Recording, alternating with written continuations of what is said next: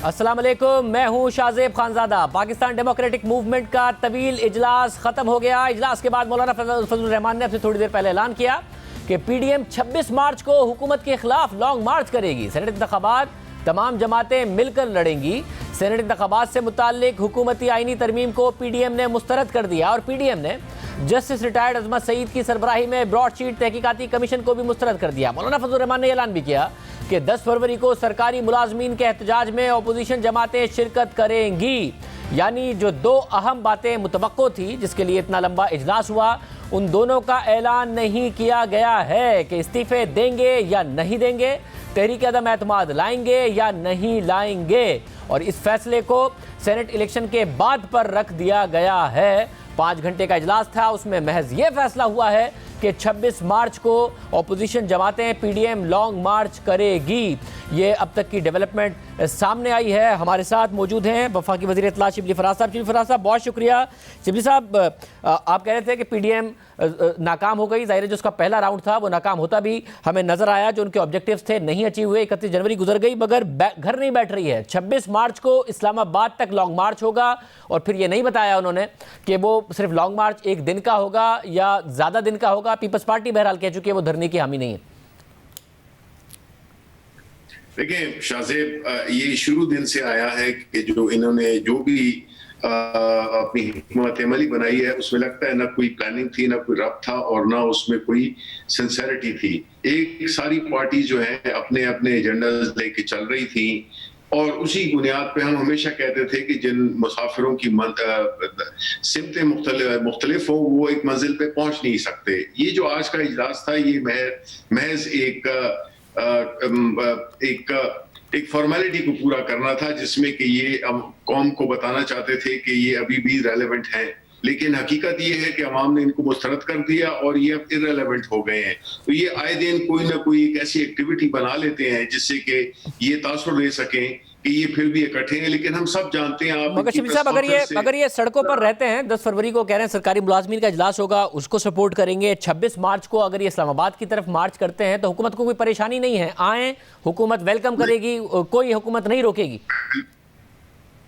बिल्कुल नहीं रोकेंगे जी, बिल्कुल नहीं रोकेंगे। हम इनको वेलकम करेंगे, इस्लामाबाद आए, ये हसरत भी पूरी कर लें, क्योंकि इनके जो एक लंबी एक लिस्ट थी जो कि इन्होंने करनी थी चीजें, जिसके लिए इन्होंने मुख्तलिफ डेडलाइंस दी हुई थी, वो एक से के बाद एक नाकाम होती हुई और इन्हें हजीमत उठानी पड़ी। अब ये आखिरी वो हसरत है वो भी पूरी कर लें तो हमें कोई इतराज नहीं होगा। जहां तक कि मुलाजिमीन की हड़ताल का चक्कर है, उससे यही जाहिर होता है कि इस तरह का जो इनकी कोशिश है कि किसी भी सिचुएशन को एक्सप्लॉइट करें, लेकिन वो हो नहीं पाई। आपने देखा कि इनकी जो आखिरी पॉलिटिकल एक्टिविटी थी जिसमें कि इन्होंने इस्लामाबाद में इलेक्शन कमीशन के सामने धरना देना था या प्रोटेस्ट करना था, उसकी क्या वो कितनी नाकाम हुई वो, और अभी भी आले। और हम इंशाल्लाह जहां तक कि ये इनका ताल्लुक है, मुलाजिमीन का ताल्लुक है, तो इंशाल्लाह इनके आने से पहले और शिबली साहब, ये सिचुएशन कन्फ्रंटेशन की तरफ ना जाए।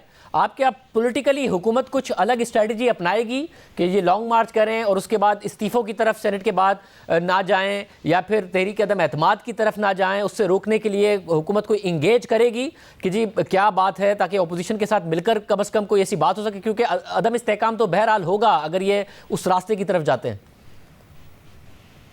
देखिए, अदम इस्तेहकाम तो मेरा ख्याल है कि उस लिहाज से होता, जबकि इनकी उसमें कॉल्स में इनकी पार्टिसिपेशन या इनकी जो जितनी भी इनकी एक्टिविटीज थी उसे अगर अवाम की तरफ से कोई सपोर्ट मिलती तो फिर अदम इस्तेहकाम। वैसे तो इकट्ठे अगर 11 क्या के 1100 भी हो जाएं तो इससे तो कुछ बनता नहीं है। आपने यही देखा है कि आज इनकी जो है इवन उसमें मुत्तफिक नहीं हो सके। पहले इस्तीफों की बात की थी, फिर धरनों की बात की थी, फिर इलेक्शन कमीशन की बात थी, और कुछ भी नहीं हुआ।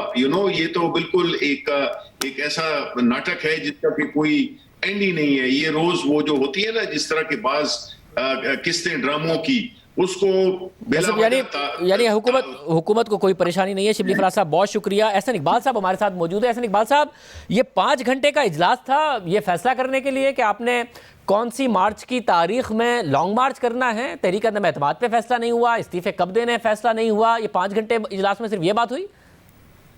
देखिए, जो पीडीएम का इजलास है, मैं समझता हूँ कि जो हुकूमती तज्जिया कार और वो जरा भाषण दे रहे थे कि पीडीएम कोई फैसला नहीं कर सकेगी। आज अल्हम्दुलिल्लाह इत्तेफाक के राय से हमने दो बहुत अहम फैसले किए हैं। पहला तो ये कि जैसे आपको मालूम है कि 26 मार्च को पूरे मुल्क से, गवादर से लेके गिलगित और कराची से लेके चित्राल तक काफिले निकलेंगे और इस्लामाबाद के लिए निकलेंगे और ये तारीखी लॉन्ग मार्च होगा।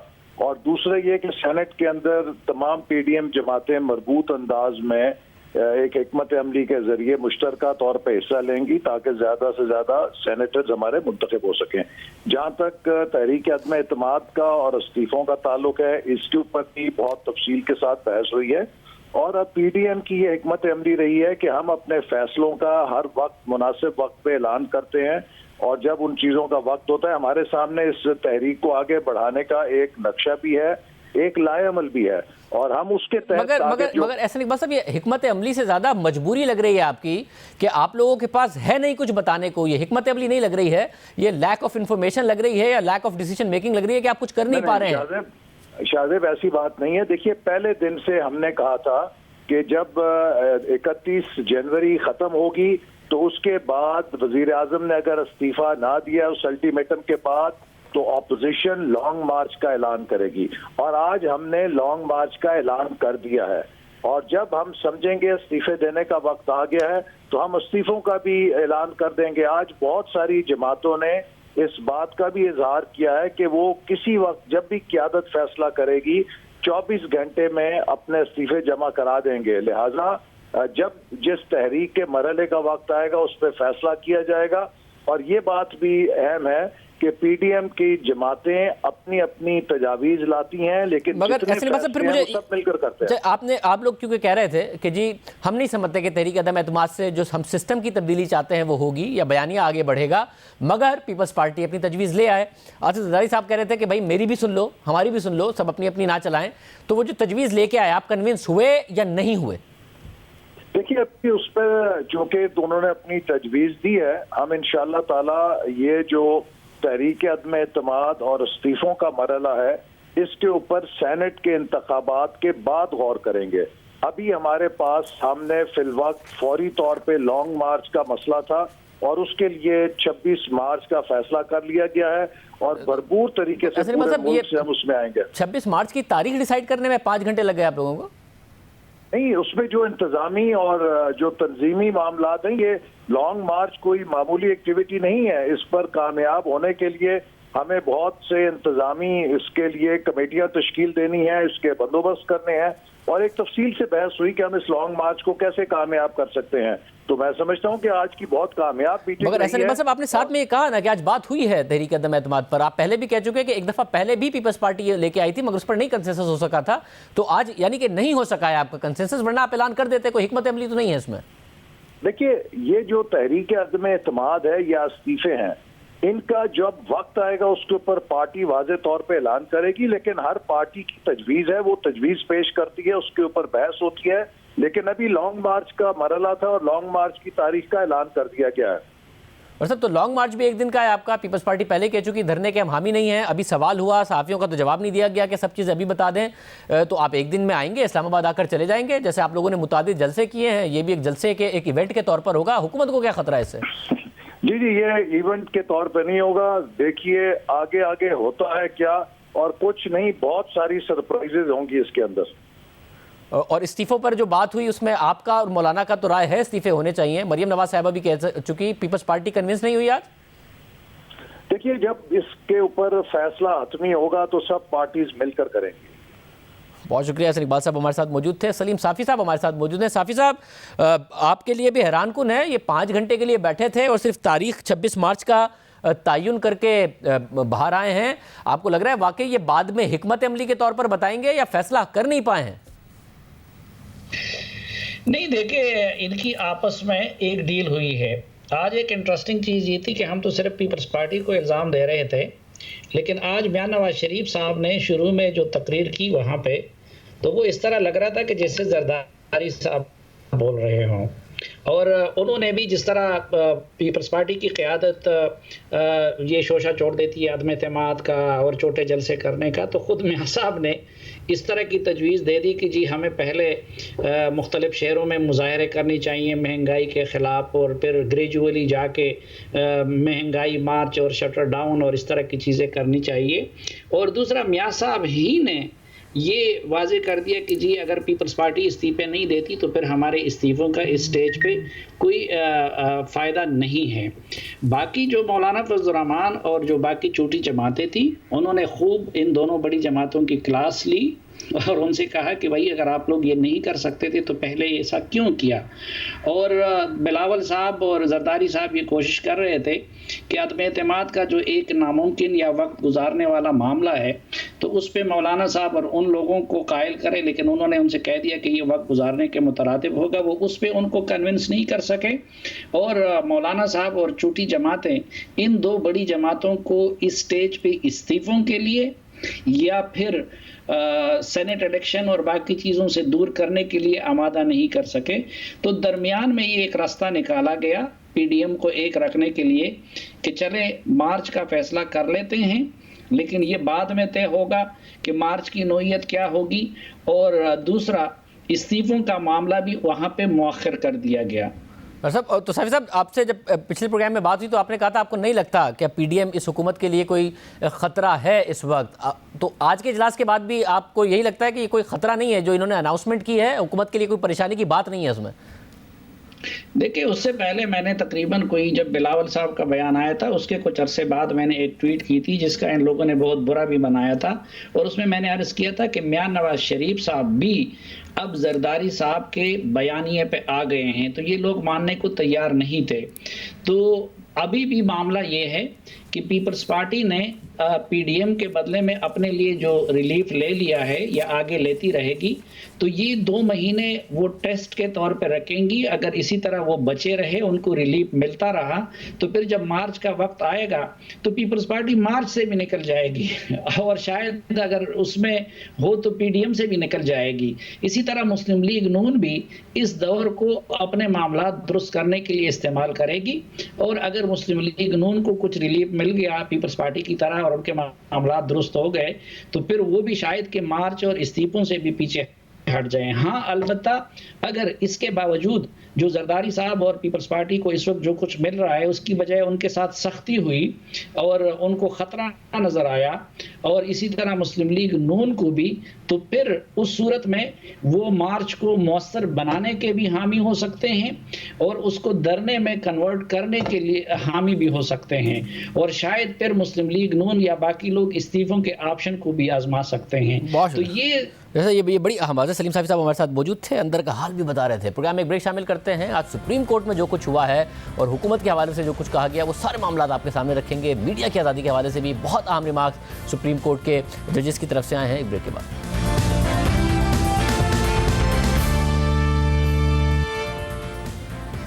सुप्रीम कोर्ट में आज एक गैर मामूली पेशरफ्त सामने आई है। 2 सिटिंग जजेस ने गैर जमहूरी रवैयों पर सवालात उठा दिए हैं और वाज़े किया है कि एक मुनज़्ज़म तरीके से मुल्क को तबाह किया जा रहा है। पंजाब हुकूमत ने जमहूरियत का कत्ल किया है। सिर्फ यही नहीं, भरी अदालत में मीडिया की आज़ादी पर रेफरेंडम करवाया गया और रिमार्क्स दिए कि मुल्क में मीडिया आज़ाद नहीं है, हर मुखालिफ को गद्दार और हुकूमती हामी को मुहिब्बे वतन बताया जा रहा है।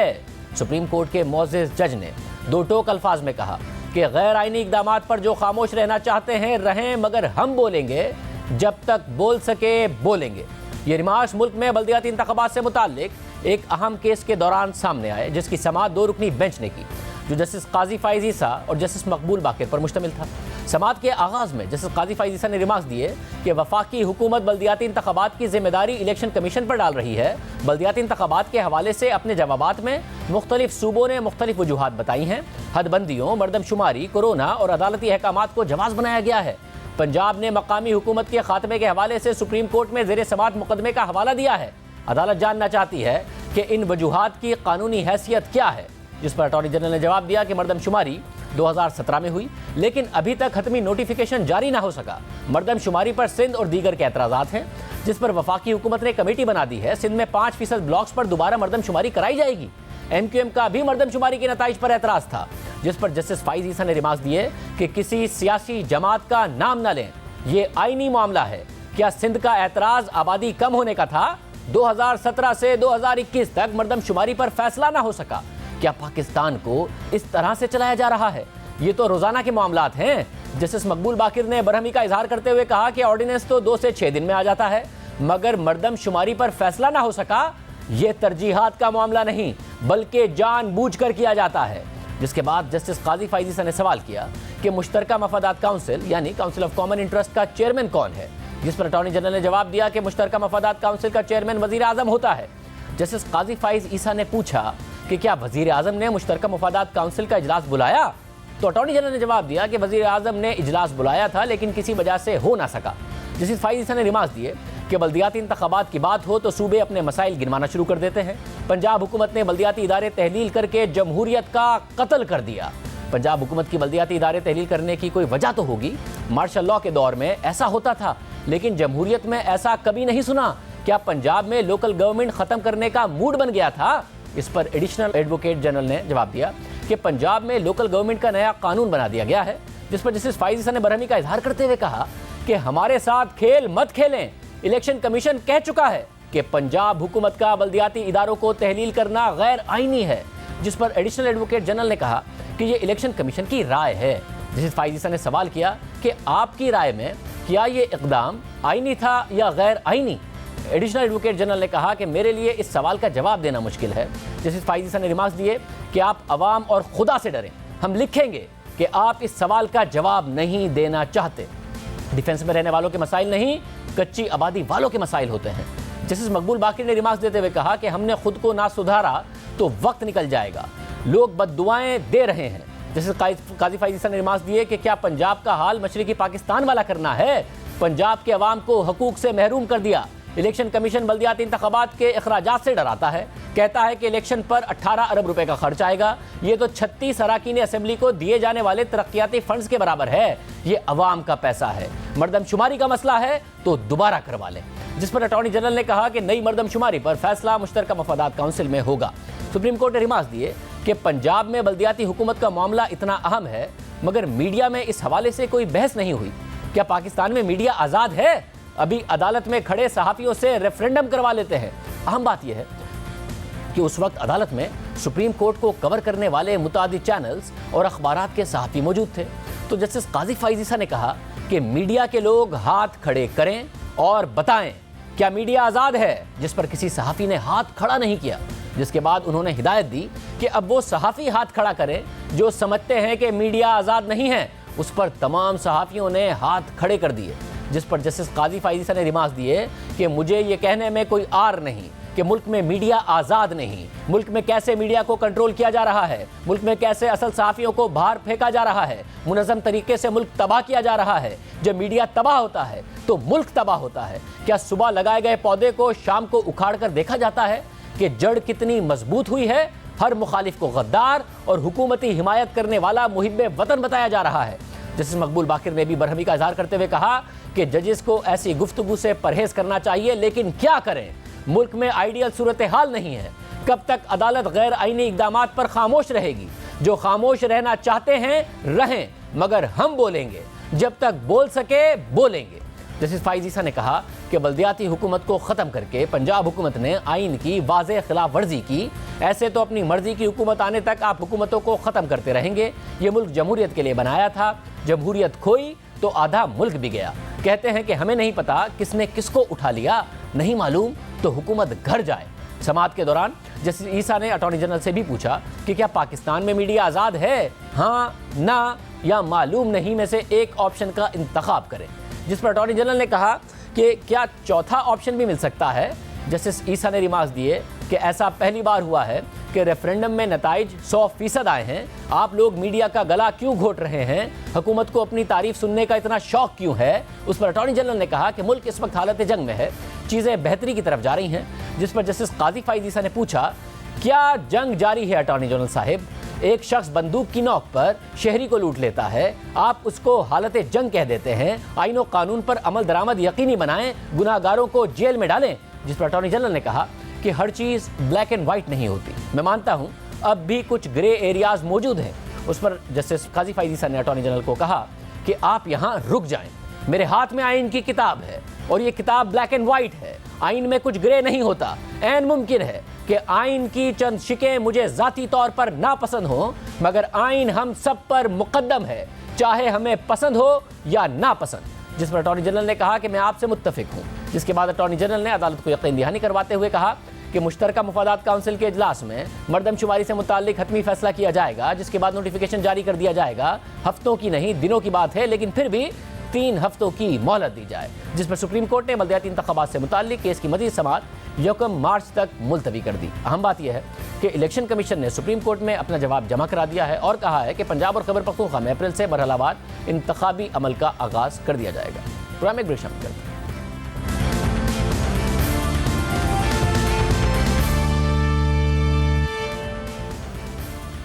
सुप्रीम कोर्ट ने आज स्टील मिल्स की हालत ज़ार का जिम्मेदार स्टील मिल्स इंतजामिया को करार दिया है और सख्त बरहमी का इजहार किया है। स्टील मिल्स मुलाजमीन की प्रमोशन से मुताल्लिक केस की समाअत के दौरान चीफ जस्टिस ने रिमार्क्स दिए कि स्टील मिल्स इंतजामिया और अफसरान कौमी खजाने पर बोझ हैं। मिल बंद पड़ी है तो इंतजामिया क्यों रखी हुई है? बंद स्टील मिल को किसी MD या चीफ एग्जीक्यूटिव की जरूरत नहीं है। मुलाजमीन से पहले अफसरान को मिल से निकालें। मिल का 212 अरब रुपए का कर्जा कौन अदा करेगा? चीफ जस्टिस ने कहा कि इंतजामिया की मिली भगत के बगैर कोई गलत काम नहीं हो सकता। क्या हुकूमत ने स्टील मिल इंतजामिया के खिलाफ कार्रवाई की? जिस पर स्टील मिल्स के वकील ने जवाब दिया कि स्टील मिल की तमाम इंतजामिया तब्दील की जा चुकी है। 1800 से जायद अफसरान थे, अब 439 रह गए हैं। चीफ जस्टिस ने इस्तफसार किया कि इंतजामिया तब्दील करने से क्या मिल फ़ाल हो जाएगी? पाकिस्तान के अलावा पूरी दुनिया की स्टील मिल्स मुनाफे में हैं, मिल ही बंद पड़ी है तो 439 अफसरान कर क्या रहे हैं? वकील स्टील मिल ने अदालत को बताया कि अब तक 49% मुलाजमीन को निकाल चुके हैं। मजीद को निकालने के लिए अदालती इजाज़त दरकार है। लेबर कोर्ट की इजाज़त के बगैर मजीद मुलाजमीन को नहीं निकाल सकते। जिस पर चीफ जस्टिस के रिमार्क सामने आए कि इजाज़त बराह रास्त सुप्रीम कोर्ट देगी, लेकिन आप पहले अफसरान को निकालें। आज से किसी मुलाजिम की अदायगी नहीं होगी। जब मिल नफा ही नहीं देती तो अदायगियां किस बात की? मुलाजमीन को बैठने की तनख्वाह तो नहीं मिलेगी। जिस पर मुलाजमीन के वकील ने अदालत को बताया कि मुलाजमीन काम करने को तैयार हैं। चीफ जस्टिस ने रिमार्क्स दिए कि स्टील मिल में बाज लोगों ने भर्ती से रिटायरमेंट तक एक दिन भी काम नहीं किया। इंतजामिया और मुलाजमीन को इदारे का एहसास ही नहीं है। मुफ्त की दुकान से जिसका जी चाहता है ले जाता है। जस्टिस एजाजुल एहसन ने रिमार्क्स दिए कि मिल बंद है लेकिन मुलाजमीन तरक्कियां मांग रहे हैं। स्टील मिल कभी हमारी मईशत की रीढ़ की हड्डी होती थी। चीफ जस्टिस ने कहा कि वर्कर्स अपने पैसे लेने के लिए ट्रैक पर लेट जाते हैं। दौरान समाज सेक्रेटरी सनत और पैदावार ने अदालत को बताया कि स्टील मिल्स की निजकारी एडवांस मरहले में दाखिल हो चुकी है। रवां साल अगस्त में निजकारी का अमल मुकम्मल हो जाएगा। जिस पर जस्टिस एजाजुल एहसन ने कहा कि 4000 मुलाजमीन, 212 अरब रुपए के कर्जे, ऐसे कौन स्टील मिल खरीदेगा? स्टील मिल में नोटों की मशीन नहीं लगी हुई। चीफ जस्टिस ने बरहमी का इज़हार करते हुए कहा कि स्टील मिल के बकिया 3700 मुलाजमीन को आज फारिग करने का हुक्म देंगे। 439 में से 390 अफसरान को भी आज फारिग करेंगे। सबको फारिग करके स्टील मिल को आज ताले लगाने का हुक्म देंगे। अमली तौर पर स्टील मिल का कोई वजूद ही नहीं है। मुल्क के हर इदारे का हाल स्टील मिल जैसा है। रेलवे और PIA समेत हर इदारे में हालात ऐसे ही हैं। PIDC की तमाम फैक्ट्रियां बंद हो चुकी हैं, काम कोई नहीं करता और पैसे मुफ्त में लेते हैं। बंद इदारों के मुलाजमीन को तनख्वाहें देकर ही मुल्क दिवालिया हुआ। दौरान समाअत चीफ जस्टिस ने वफाकी सेक्रेटरी से मुतालिक रिमार्क्स दिए कि मुल्क में कोई वफाकी सेक्रेटरी काम नहीं कर रहा। तमाम सेक्रेटरी सिर्फ लेटरबाजी ही कर रहे हैं जो क्लर्कों का काम है। समझ नहीं आता हुकूमत ने सेक्रेटरीज को क्यों रखा हुआ है। सेक्रेटरीज के काम ना करने की वजह से ही मुल्क का सत्यानाश हुआ। सेक्रेटरीज को डर है कहीं नैब उन्हें ना पकड़ ले। पहले भी तो सेक्रेटरीज काम करते थे। अदालत ने आइंदा समाअत पर वफाकी वजीर मनसूबाबंदी, वजीर सनत व पैदावार और वजीर निजकारी को तलब करते हुए समाअत 9 फरवरी तक मुलतवी कर दी। अदालत ने कहा है कि स्टील मिल के मामले पर 9 फरवरी को वफाकी वज़रा को सुनकर ही फैसला देंगे। सुप्रीम कोर्ट ने आज स्टील मिल के नुकसानात के हवाले से अहम सवालात उठाए हैं। हुकूमत निजकारी करने जा रही है और उसकी राह में अदालत की तरफ से माजी की तरह अब तक कोई रुकावट भी नहीं डाली जा रही है। साथ ही अदालत ने यह सवाल भी उठाया कि स्टील मिल्स का 212 अरब रुपए का कर्ज कौन अदा करेगा। जब 2006 में उस वक्त की हुकूमत स्टील मिल्स की निजकारी करने जा रही थी तो सुप्रीम कोर्ट ही रुकावट बन गई थी और उस वक्त के चीफ जस्टिस इफ्तिखार मोहम्मद चौधरी की सरबराही में कायम लार्जर बेंच ने स्टील मिल्स की प्राइवेटाइजेशन के खिलाफ फैसला दिया था। फिर नून लीग ने प्राइवेटाइजेशन करना चाही तो तहरीक इंसाफ ने शदीद मुखालफत की थी और वादा किया था कि इसे ठीक करके दिखाएंगे। स्टील मिल हम कैसे ठीक करेंगे? मैनेजमेंट ला के, प्राइवेटाइज करके नहीं, मैनेजमेंट ठीक करके। और इसी नई मैनेजमेंट से ये स्टील मिल इंशाल्लाह फिर से नफा कमाएगी। हम एक ब्रेक शामिल करते हैं।